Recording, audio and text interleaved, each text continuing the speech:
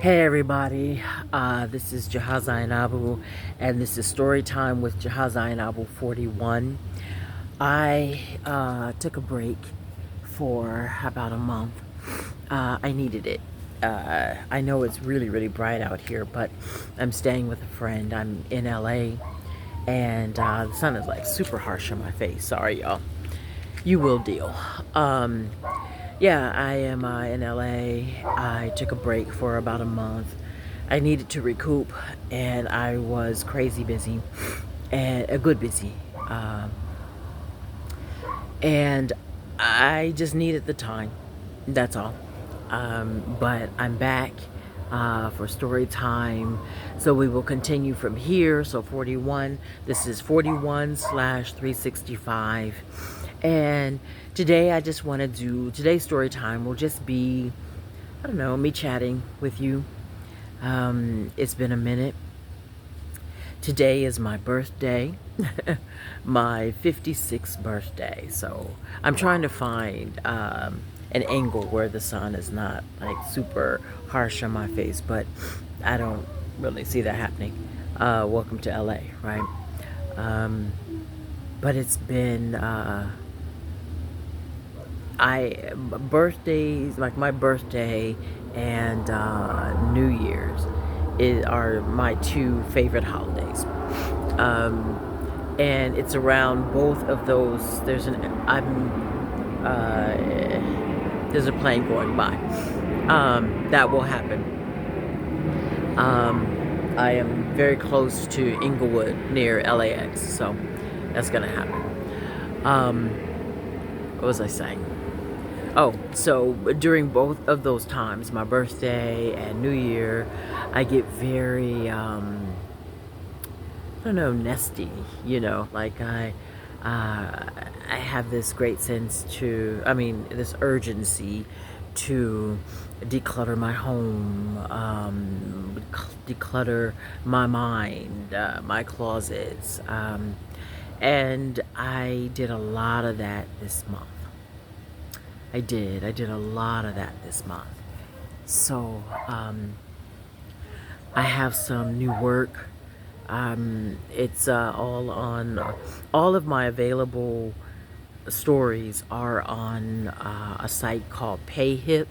That's PAYHIP.com/Jahaz art. And Jahaz is with an S, JAHAS art. So payhip.com/Jahaz art. I'll put that information in the description. Um, but I've been writing, I have been releasing, I have been praying, I have been talking to myself, I have been in deep conversation with the God who lives inside of me, with the ancestors who live inside of me, with family, with friends, and most importantly with myself. So I've been there. I've been doing a lot of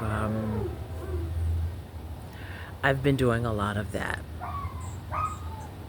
You know, I have been also resting and finding these ways to rest without guilt. And I don't know where that comes from. I don't know if it's a black woman thing. But I remember, I don't know, I don't know if it stems from childhood or whatever, but growing up, we were not like big, you just chill, take a break, you know. We weren't really that, we were, you get up and you clean up and I don't know, you do homework or you busy yourself somehow. I mean, there were moments. I mean, I do remember days. I remember Saturdays after chores when I would watch television. I remember, I don't know, maybe I was in high school and was it high school or junior high? Maybe high school, when The Cotton Club was my favorite movie. The Cotton Club with Lawrence Fishburne, Gregory Hines. Yeah, but The Cotton Club was my favorite movie. So I remember Saturdays watching The Cotton Club over and over and over. But for the most part, we had to be up and about. And that was my early childhood. And then um, after, let's say, so I was well grown. After um, I got married young, I think I was 22 years old. And we didn't last a long time. It was a year, I think. And after that, my grandfather, my mother's father, had come down with Alzheimer's. And so I moved from the apartment I was living in Long Beach, and I moved in with my grandparents to help my grandmother take care of my grandfather. And so I was staying with my grandparents and my grandmother, and there was like there weren't really chill days there. Um, if it wasn't me, busying myself with taking care of my grandfather, then my grandmother just wasn't really from a generation where you chilled. they didn't chill. And I remember um, back then my grandfather would, I think it's a thing with Alzheimer's, I think they call it sundowning, when he would go to bed about 4, 5, sometimes 6 o'clock in the morning. And I would stay up with him because it was not good for him to be up by himself. And so he would go to bed maybe 5 o'clock in the morning, and then I would go to bed about that time too. And then my grandmother was a very early riser, and she would stand in the middle of the hallway around, I don't know, 8:30, and say, "Are y'all gonna sleep all day? Like, we are tired here, okay?" Um, so there wasn't that space to just, you know, you don't do anything. I mean, you don't take the day to rest. And so I'm sharing that to say, I took some time for myself to sleep. I did some writing. I am behind on some writing projects, a few actually. I have an ebook project where I send an ebook a month to people who have subscribed to that project to me, and so I is the 3rd of September, and I haven't sent the book for September out, and so I'm just behind, and I decided to be okay with that. And like even last month, like the book for August, I was late, and you know, and yeah, I don't know, it's probably a Virgo thing also. And so, and I was like in a tizzy about the book not being finished, and I was like, I have to get it out on the 1st. And I didn't, but it's coming. And so I was talking to a very good friend of mine, and she was like, you know what, Jaha, chill. The book is coming out, and the books are great, but truthfully, nobody is like, Jaha, you have to have it right now. Like, nobody is doing that to you. You are doing that to you.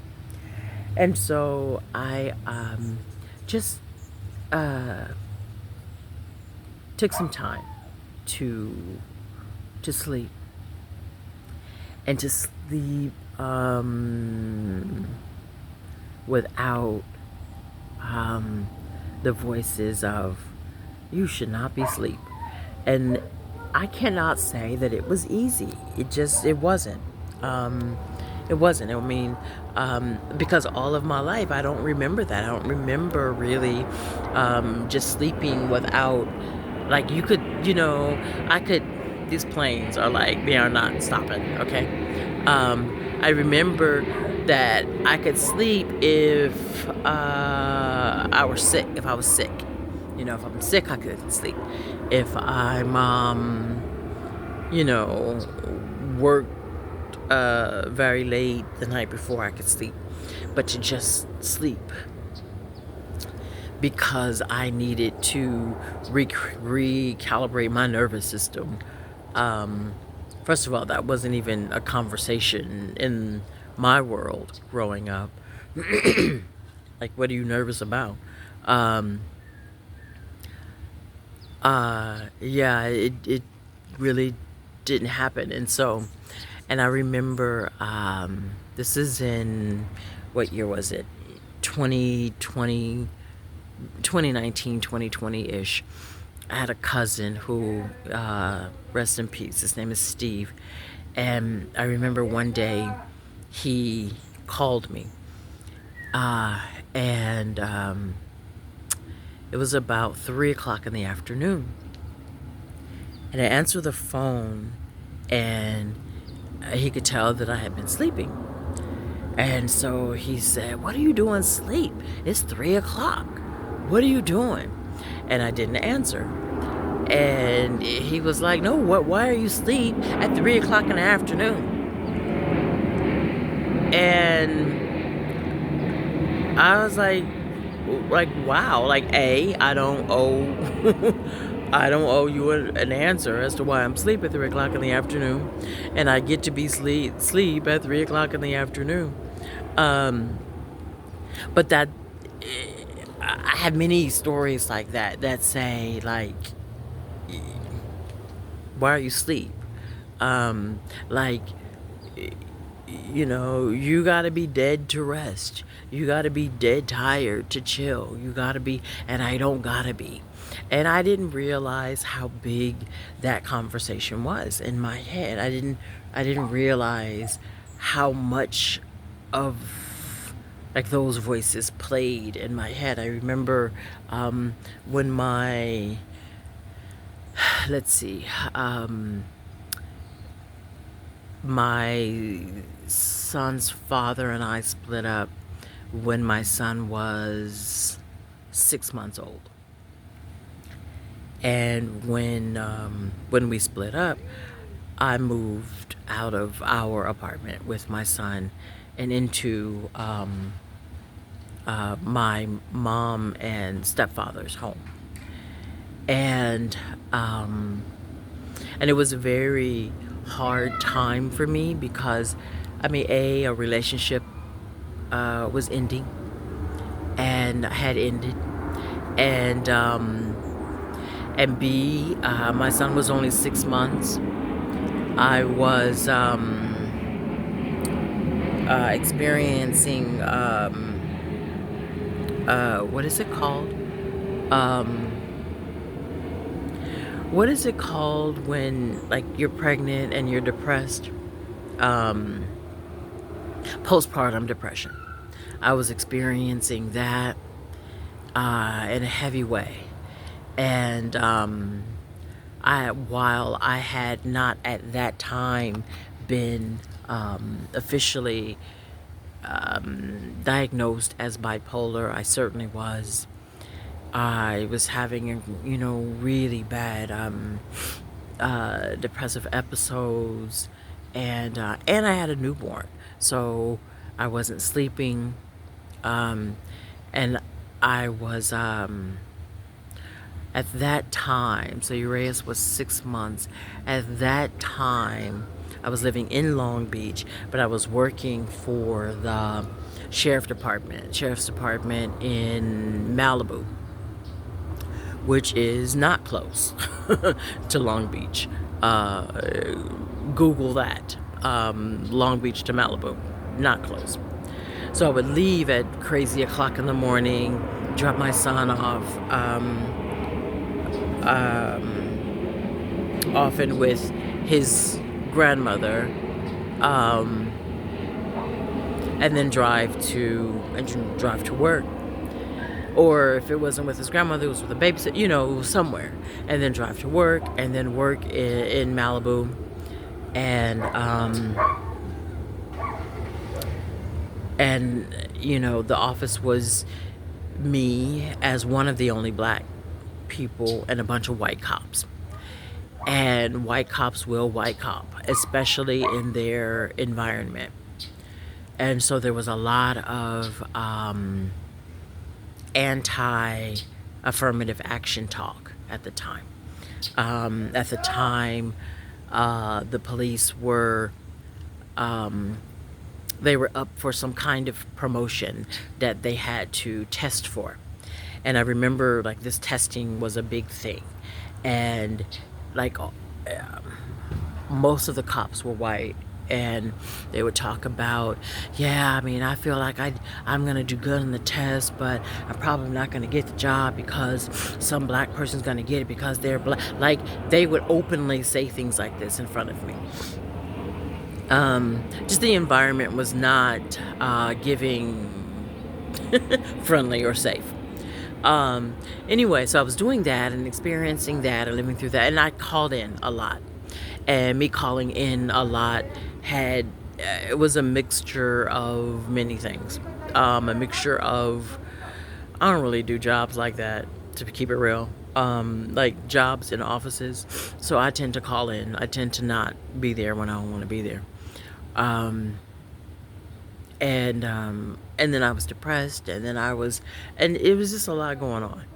And I remember when I would be home, and again, I'm living with my mom and my stepfather, and my stepfather would get home first before my mom.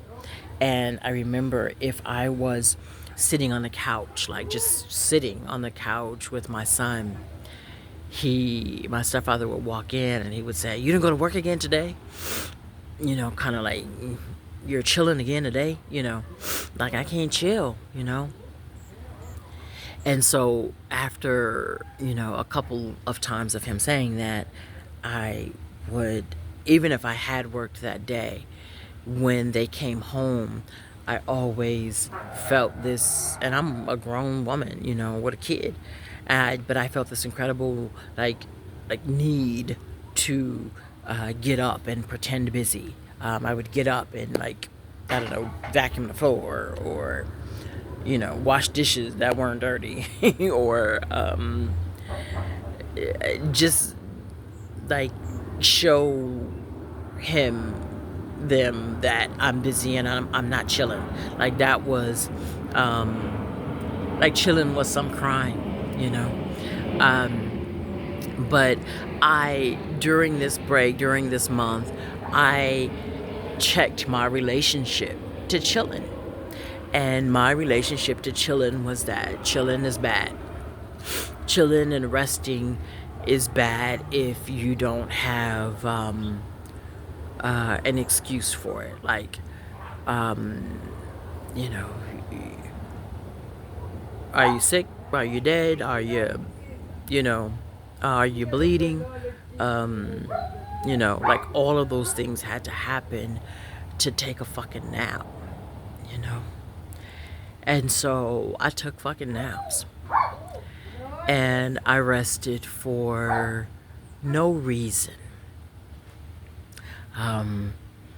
I tend to be an early riser. So I'm up. I wake up about between 4:30 and 5. But I get up when the sun rises. When the sun is out. So, like, when I wake up, I tend to sit on the edge of my bed and I pray, or I write in my journal, or I do something soft and quiet in the dark hours. And then when the sun comes out, I get up, I get dressed, I make up my bed, I take a shower, I do the things. And that's usually pretty early. But during this last month, I purposely, I didn't get out of bed until 10:30, sometimes 11. If I felt like going to church, I went to church. If I didn't, I didn't. Church for me is always only, is always in my heart. Um, I am a member of a church in Atlanta. Um, um, but I think that for me, a lot of it was like I enjoy the pastors speaking, and I enjoy the fellowship of other people, especially being in a town where I don't have an abundance of friends and folk. So I enjoy seeing familiar faces on Sundays. Um, but over the month of August, I just felt like, you know, um, huasi. Um, if I get the mail, I get the mail. Um, so the break was intentional, purposeful, resting for no reason, not for no reason, but with no excuse. And I'm grown, and I don't have to have an excuse to stay in bed. I don't have to explain why I'm asleep at 3. And these are things that you would think I would just know. And in my, uh, sorry, flies and mosquitoes are like, Jaha is outside. Let's get her. But in my head, I did know this. In my heart, not so much. And I am training myself out of that. It's funny because the ebook for October, wow, that's coming up. The ebook for October is called Rest as Rebellion. And, or is it Rest as Revolution? It's centered around rest. And I needed a month of intentional resting to complete that book, to complete that story. Yeah. I was blessed to financially to where I could rest easily, and I wasn't on a rent hustle or a bill, hustling for the bills and the dot. And so that's what I did. The other thing that I did, and this story isn't completed yet, but it will be, and when it is, I will read it to you. I have some. I have some, but it's not complete. And it will be complete like within a day or two, because this is the collection. Am featured, the featured poet at a venue called the Poetry Lounge in Los Angeles. And that feature is next week, so next Tuesday, on the 9th of September. And I'm reading a collection called My 100th Birthday Party. And that's what it's called right now. That's not a very fancy title, but right now that's what it's called. And my 100th birthday party came about because I have 2 friends who, My Joy and Jessica, and for many years, I've known My Joy for at least 5 or 6, and Jessica longer than that, I'll say. But for many years, I would tell them both, like, just out of the blue, I would say things like, you know what, for my funeral, I want da da da da. Or I would tell them, you know what, for my funeral, I want this song played. And some things I would like make funny, and some things I would be serious. Um, but I had conversations with them often about my funeral. And one of the things that have been showing up for me is that things that I say have been coming into fruition quickly lately. Like, for boom, like I say this in Kalamazoo. And so I remember calling them during this month of rest. And I said, I'm not planning my funeral anymore. Like, should something happen to me, you know what I want. Take it from there. And the truth is, I don't really care what they do. I will be there or not. I don't know. Um, or maybe, I'll just have other things to do on my funeral. I will be flying in the sky or wherever I'll be. Um, but I said, I'm not planning my funeral anymore. I'm planning my 100th birthday party. And that's what I want to plan. Because, like I said, I would say something and then, like, bam, I'll have it. And, like, me planning my funeral, I felt like me doing that is like, the creator, like, you know what? You want a great funeral? Here it is. And, you got to die to have a good funeral, or a funeral, period. So I'm planning my 100th birthday party. And maybe I'll be here for that. And the collection, let me just say, I'm loving it. And let me also say, I'm loving work that is coming out of me. Let me say that.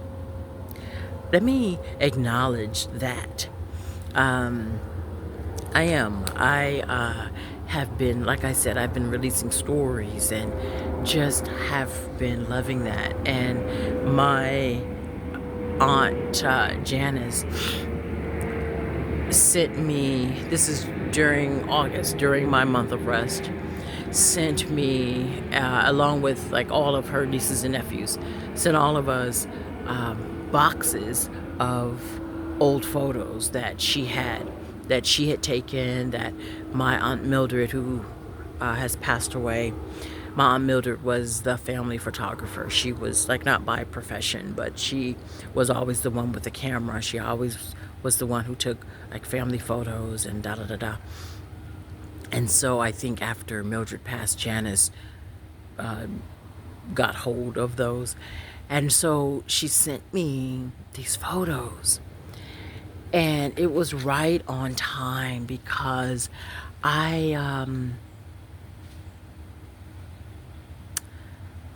there were so many pictures of me smiling as a child.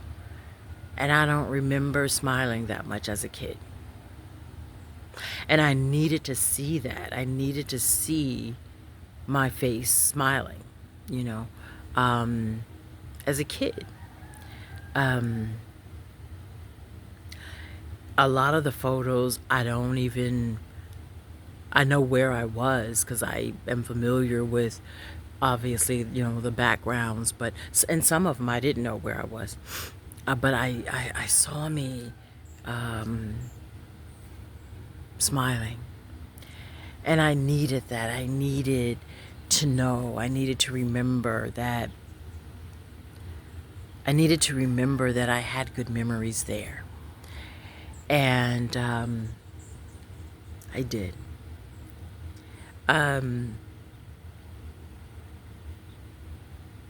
Yeah.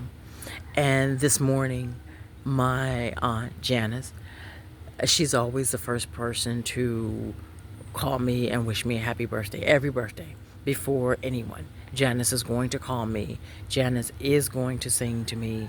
She is going to sing happy birthday. Both versions, the happy birthday and the Stevie Wonder. She is going to do that. And this morning, before she did that, she sent me a text with an old cheerleading picture of it's me when I was a cheerleader uh, growing up. I cheered on a Pop Warner team called the Vidars. Hey, go Jack Rabbits. Um, and I think in the photo, I think I was in elementary school, but I was probably in the fourth grade. And and there was me and holding these green and gold pom poms and standing in my cheerleading uniform and it was me and I was smiling and I don't know why the mosquitoes love me, but I was smiling and it's like this plane go by. That time in my life was not a time that I remember smiling much. I was in the throes of um, um,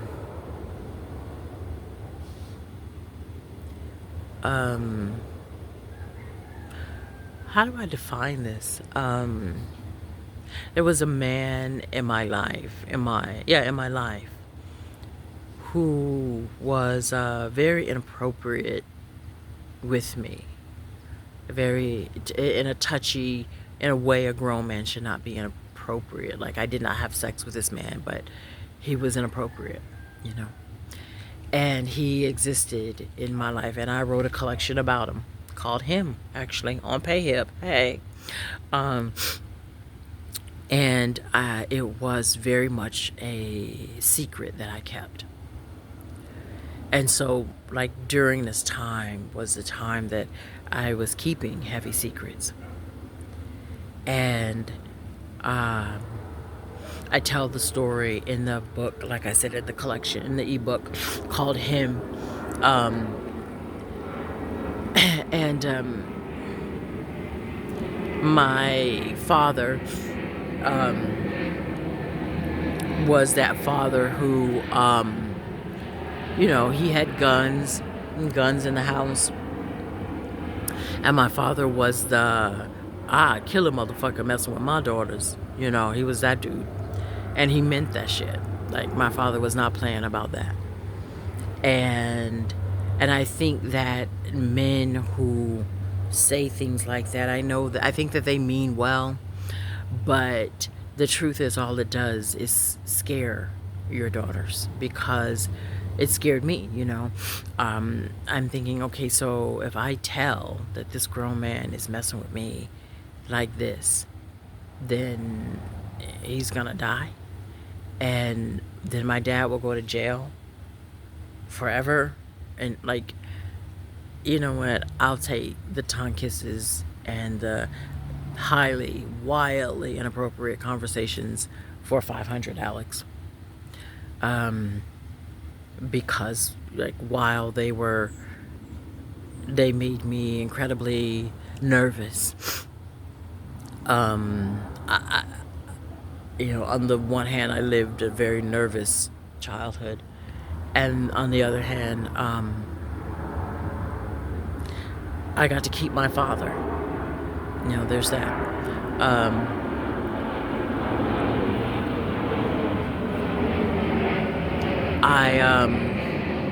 This point.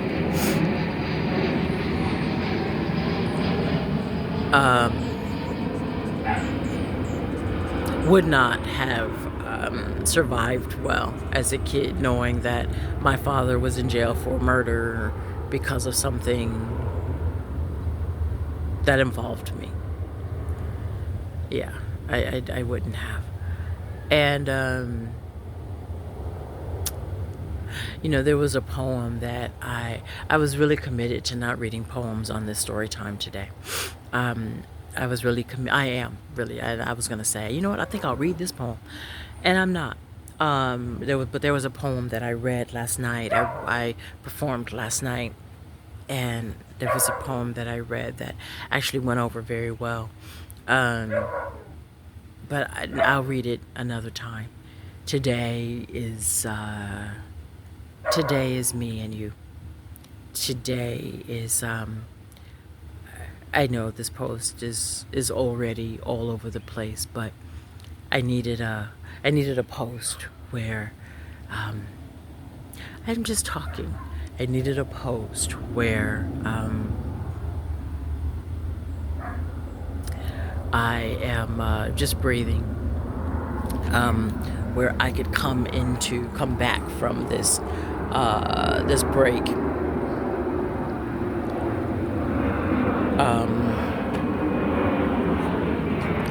I could come back from this break slowly. And the way these mosquitoes and flies are eating me, I'm not sure that this will be an hour. But I wanted to say hello. I wanted to say that I'm back. I wanted to say I appreciate you. I appreciate you listening. I appreciate that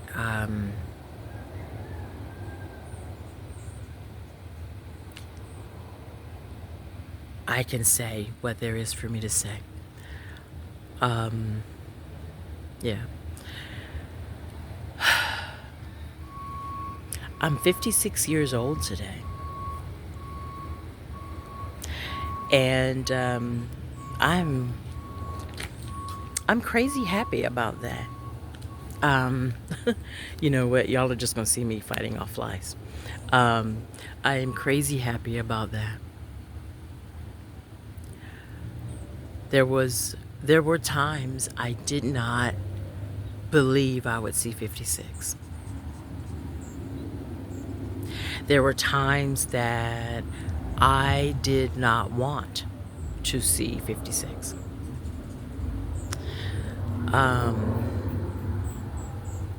But I'm here.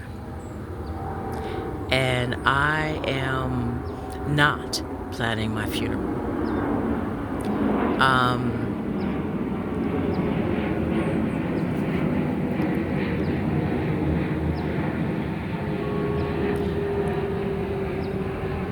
Shortly after my diagnosis as bipolar 1,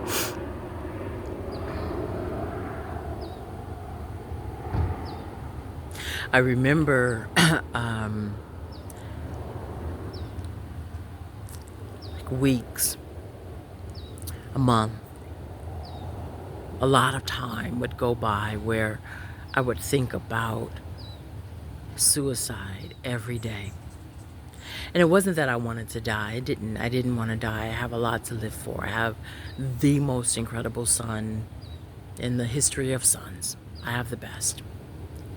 And it wasn't dying that I wanted. I just needed to live differently. I needed to live not in the pain that I was living in. And then there were the voices. And voices, you know, people say or people imagine, I think, or portray, like in movies, that, you know, these voices are really haunting and scary and mean and loud. But they're not, at least not for me. The voices are seductive. The voices are sexy. The voices come in slowly and stealth, and they're very convincing. At least that's what it was for me back then.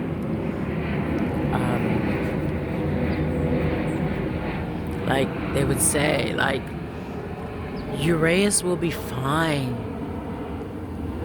The world would really be better off without you in it. And if you just take these pills, take the rat poison, you will sleep so good. You know how when you take 3 pills, if you take 3 more, just 3 more, and then 3 more after that, and just maybe 5 more after that, you're gonna sleep so good. Your ass will be fine. And, your family, they won't worry about you anymore. Your friends will be good because they'll know that you're in a better place. And, you know, you've written like some good books. You've produced good work. You've produced good art.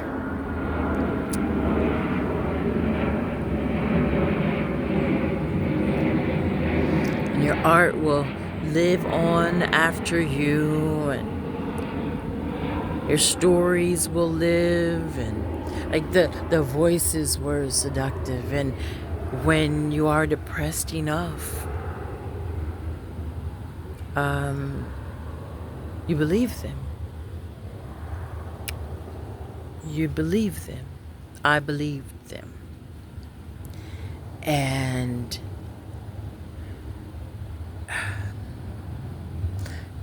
way back then there wasn't. I always had rat poison. I always did. Had it in my purse. I always had pills. Always had sleeping pills. Always had lorazepam. Like, it was always ready on deck. It was always like, so when I'm ready, this is gonna happen. But in my right mind, in my good mind, I was like, there's no way this is gonna happen. But then there was that other mind. I don't know if it was I don't know what mind that was, but there was this other space when I was swallowed in the throes of depression that I was like, if I check out, it just will be better for the world. And I was convinced. I don't know why, but I was convinced of it. But I was, and so I am so thankful that I'm here. I'm so thankful that I am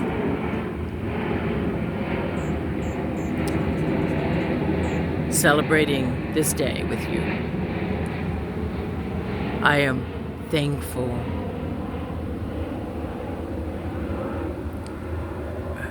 I was born Robin. I told you that before. I am thankful that Robin has grown into Jaha. I'm thankful that I am a woman now. I am the woman now that would have protected and loved a girl like Robin. I was always great and didn't know. Was always beautiful and didn't know. I was always amazing. I was always a great storyteller. I was always a great artist. I was always great and didn't know. And I'm thankful now to know. I am thankful now to see myself large. I am thankful now to sit in the sun and see the bigness of myself. I am thankful now to see the beauty in my eyes, the lovely of my body, the girlish grin I have, the wittiness of my humor. I am grateful for every part of me. I remember it was maybe 1992, 93. 93. I remember where I was. I remember praying to live the life that I'm living now. I remember praying to God, like, please just let me live from my art. Let me live from my poetry. Let me be someone who is happy inside of my body.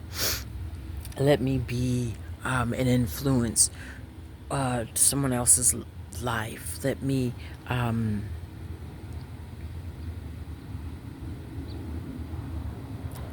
be my friend.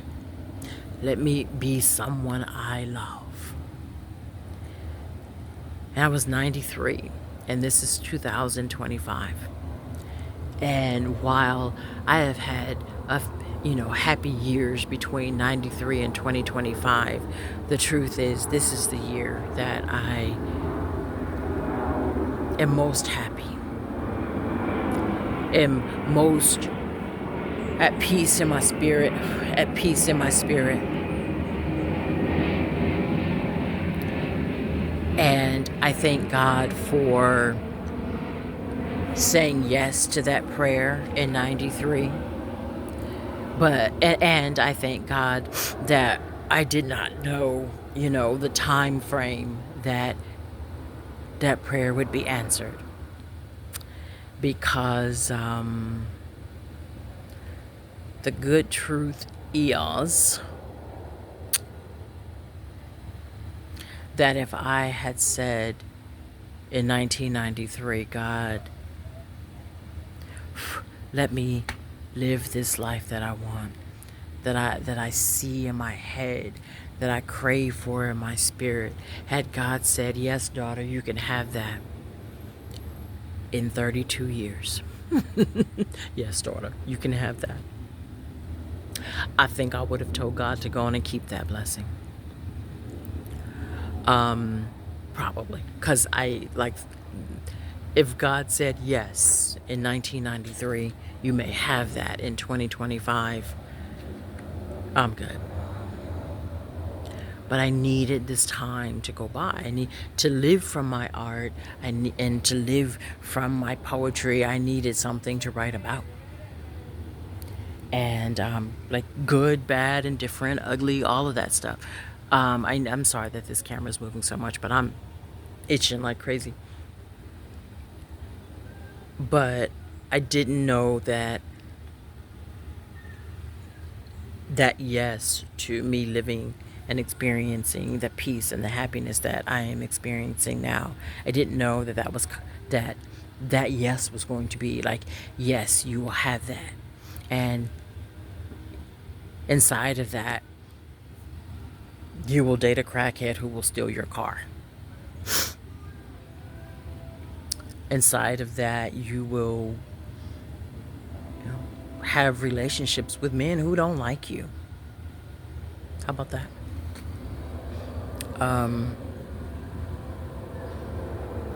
You will have friendships with women that will end, some badly. You will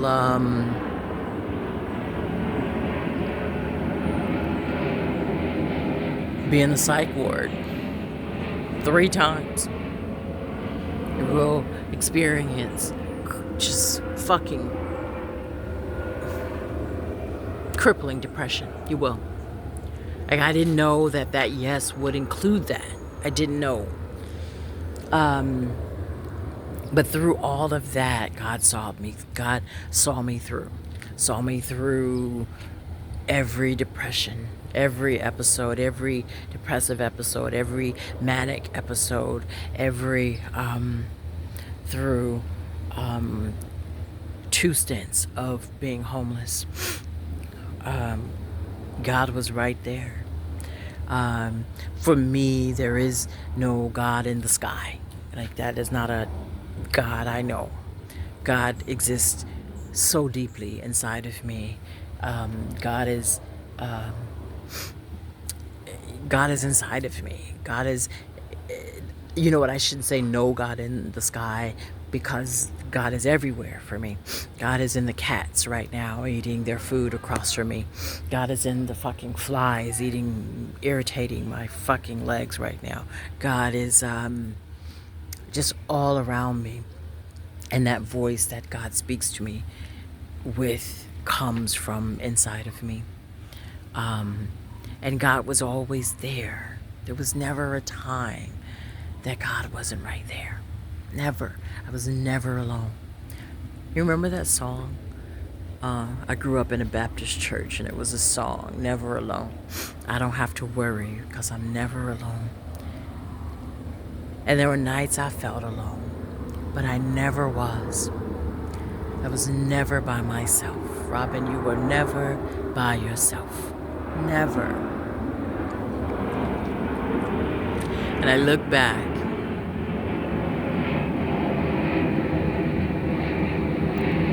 I look back over my life, and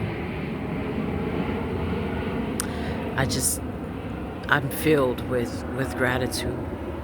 I'm filled with a knowing that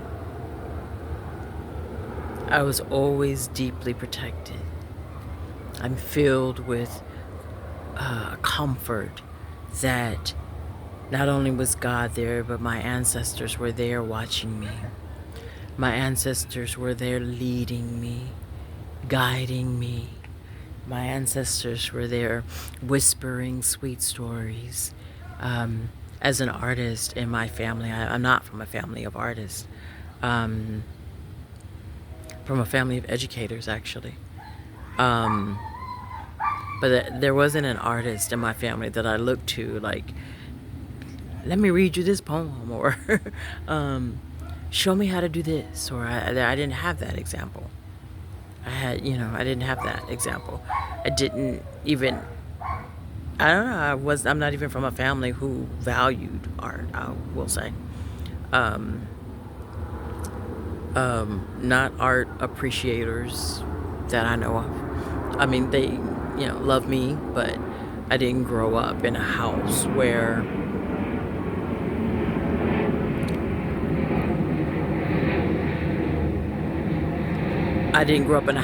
of, black literature was everywhere, and this, like, that wasn't it wasn't discouraged. It just wasn't really there. It wasn't, it wasn't. I mean, we had black art, like, black families did in the 70s. The black velvet paintings that you could probably get from any swap meet.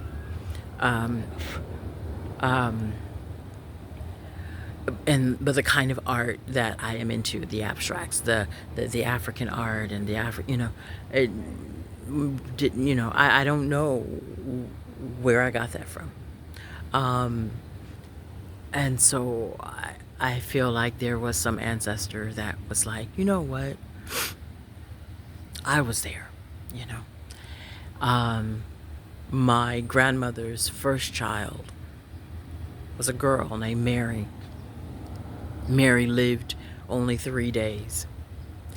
And I often fancy that Mary would have been an artist. And I have pretend conversations with Mary. I have written a book called Dear Mary, and it's not on PayHip yet, but it will be. I read some of Dear Mary actually on YouTube, so if you go back in these story times, there's a Dear Mary post somewhere. But I was saying that I was never alone. I was saying that God was with me. God is with me. The ancestors are with me. And not only were all of them with me, I have finally discovered the greatest love of all. I am truly my own best friend. The level of love I have for myself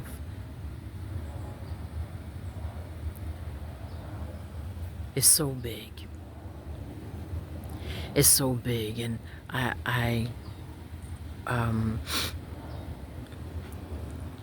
there isn't anybody else in my life is somebody who I want in my life. I don't need another body. There is no other body that will validate me. There is no man that could come along and save me from there is no that. Any man in my life, on a romantic level, if he cannot compete with the beautiful silence and quiet and peace I have is not welcome. I'm good. Um, I am great.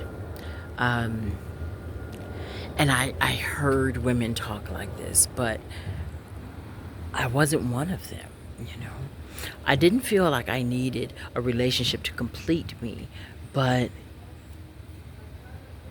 it was a need and bigger. It was a need more than a want. And now I don't even know if it's a want, truthfully. Um, like the man that could enter my life would have to be fucking shit, like spectacular. Because I, I don't, I don't know, you know. Um, I like um, I like my routine. I like how I praise God. I like how I love my child. My child is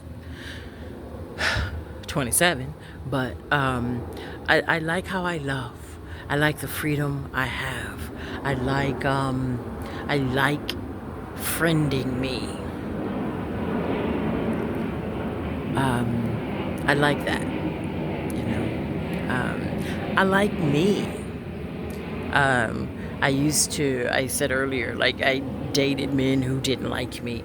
And that was not me like bashing or blaming them. I don't think that people can like you more than you like yourself. That's just my thought. Um, I think people do like you to the level that you like yourself. You know, I think that you pull you to you. Relationships are mirrors. And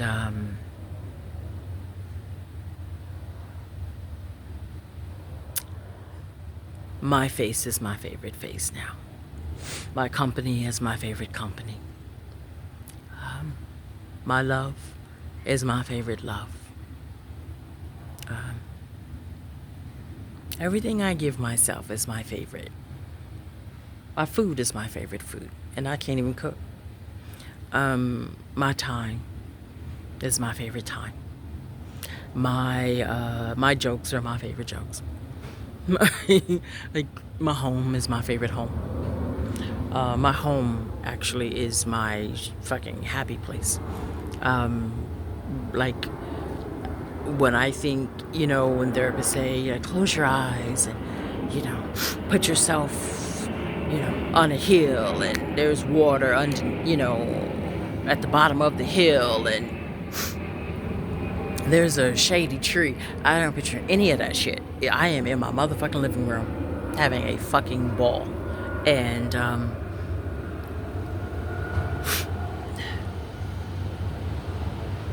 happy birthday. Happy birthday, woman. Happy birthday, Robin. Happy birthday, Jaha. I love you. I cherish you deeply. You have been through so much. And you have lived through it. You are a motherfucking weeble, bitch. You wobble, but you don't fall down. I honor you for getting up. I honor you for showing up for love. I honor you for loving yourself. I honor you for friending yourself. I honor you for being the woman you are to the world. I honor you for being the woman you are to your family, the spirit you are to your son, your friends. I honor you for being here right now, today. Congratulations. This is 56. This is Black woman happiness. This is joy. This is peace. This is love. This is what you prayed for. This is your blessing. This is your lot. This is your love. This is your peace. This is your joy. This is your day. This is for you. You made it, sis. You made it. And I love you. And I love you bigger and bigger. I love you more and more every single day. I do.